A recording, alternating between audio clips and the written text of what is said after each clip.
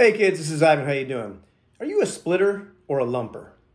Back in the late 1980s or early 1990s, the Swedish ichthyologist Sven O. Kullander split the genus Cyclosoma into various other genera.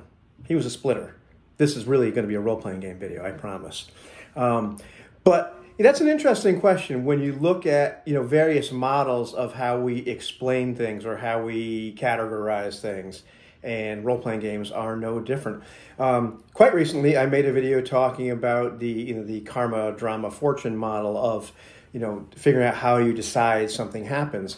And I was talking to my friend Anthony, who goes by the moniker Runeslinger on Facebook, and he talked about he said, actually, because we actually each other quite a bit, or we give each other food for thought. Have you considered this? Have you considered that? Because there's various ways you can look at our decision-making process, or how we decide, how we determine that things happen in role-playing games.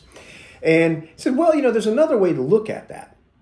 You could break it up into a different trinity, if you will. The first one being that, when it comes time to figure out if something happens or not, we roll dice. We invoke the mechanics of the game.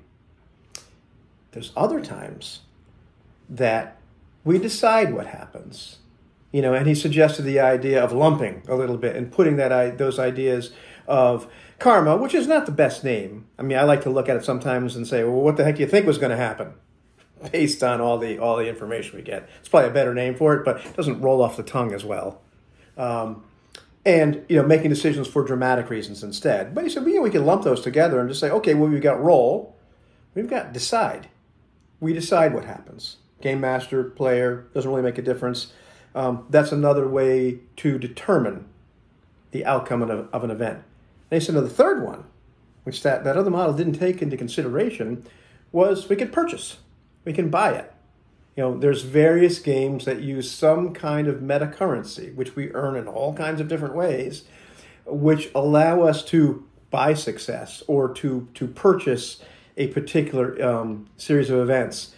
Either on the player side, I put a bunch of more style points or bennies or whatever in here to pump it up till I succeed. Or on the game master side, there's some games where there's a threat pool or a doom pool or something like that, where the game master has to follow certain rules before certain things happen.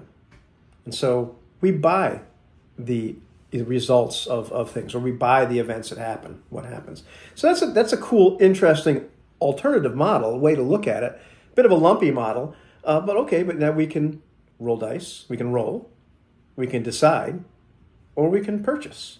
And the neat thing is, I'm more of a splitter myself, often. There's all different ways that we can look at all the decisions we make in role-playing games, all the things that happen in role-playing games. How did we come about those decisions? How did we determine these things happened?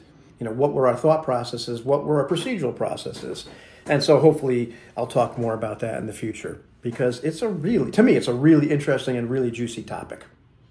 So I don't know, are you a splitter or a lumper?